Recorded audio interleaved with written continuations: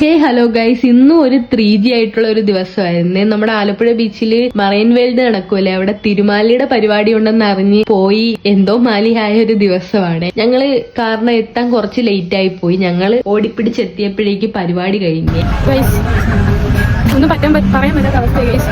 തിരുമാലിനെ കാണാൻ വന്നിട്ട് മുഞ്ചാരിയിൽ പോയ അവസ്ഥ ഗൈസ്. സങ്കടമൊന്നുമില്ല, എങ്കിലും ചെറിയൊരു വിഷമം. അത് കഴിഞ്ഞ് നമ്മൾ എന്തായാലും വന്ന സ്ഥിതിക്ക് ഇതൊക്കെ ഒന്ന് കണ്ടേക്കാന്ന് വിചാരിച്ചു. ഇത് തുടങ്ങിയിട്ട് ഇന്നേ വരെ ഞാൻ ഇതിനുള്ളിൽ കയറിയിട്ടില്ലായിരുന്നേ, ഫസ്റ്റ് ടൈമാണ്.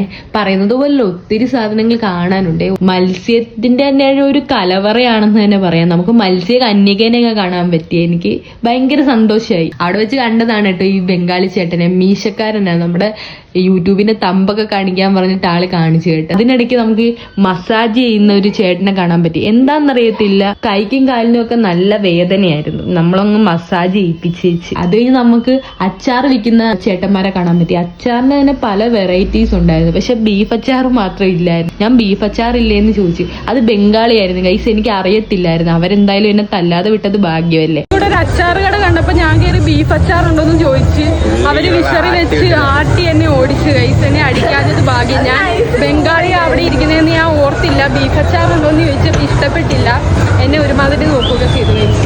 അവിടുന്ന് നേരെ നമ്മൾ പോയത് ഈ കണ്ണാടി കടയിലോട്ടാണ്. കണ്ണാടി എടുക്കാനൊന്നും അല്ല, മിറർ സെൽഫി, അത് തന്നെ ഉദ്ദേശം അല്ലേ. അങ്ങനെ അതും കഴിഞ്ഞ് കുറെ സ്ഥലങ്ങളൊക്കെ കാണാനുണ്ടായിരുന്നു. കുറെയൊക്കെ മറന്നുപോയി ഗൈസ് പറയാൻ, കുറെയൊക്കെ എടുക്കാനും മറന്നുപോയി. എല്ലാം കണ്ട് സന്തുഷ്ടരായി നമ്മൾ നേരെ വീട്ടിലോട്ട് പോയി. അപ്പൊ ഇന്ന് ഇത്രയൊക്കെയുള്ളായിരുന്നു. അടുത്ത വീഡിയോസ് ആയിട്ട് നാളെ കാണാവേ.